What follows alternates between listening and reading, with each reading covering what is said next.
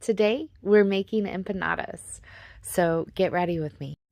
Your ingredient list is 2 1/4 cup of all-purpose flour, 2 tablespoons of finely chopped up butter, 1 tablespoon of light brown sugar, 1 teaspoon of salt, and 1/2 a teaspoon of baking powder.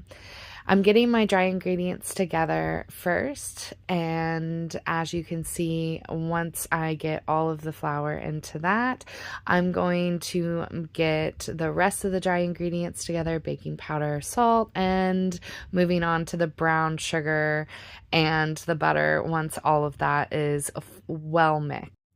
Adding the butter 1 piece at a time to make sure it's fully incorporated, and even taking my bowl off of the mixer so that I can use my fork to really make sure that butter got fully incorporated into the flour. Now for the wet ingredients, we have 3/4 cup of whole milk and 1/2 of a teaspoon of vegetable oil. Now I'm taking it off of the mixer to continue by hand. Once I get all the crumbs incorporated into the whole mass, I will transport to a board as you see and just knead it out until I get to the smooth consistency that we're looking for. Once I reach that consistency, I'm going to let this rest for a half an hour and start working on my stuffings. This stuffing is just a basic ground beef with cream cheese, taco seasoning, and some Colby Jack shredded cheese. For my meat pies, I start by making sure that my dough is the right consistency, and then I shape that into a disc in my hand, using my thumb to really push that stuffing into the parts of it as I twist and seal the border together.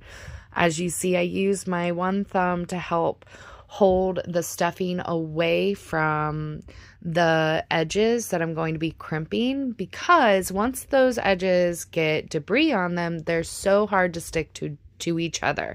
So I use my thumb as kind of like a barrier between the stuffing and the edges that I will be crimping. Now here I had a little bit of room left and at the end, so I just went ahead and stuffed more in and then sealed it all the way. That's kind of a technique that I use a lot. Honestly, I have no idea where I learned this. It was not in this life. I had no nana to teach me this technique. My hands knew this technique more than I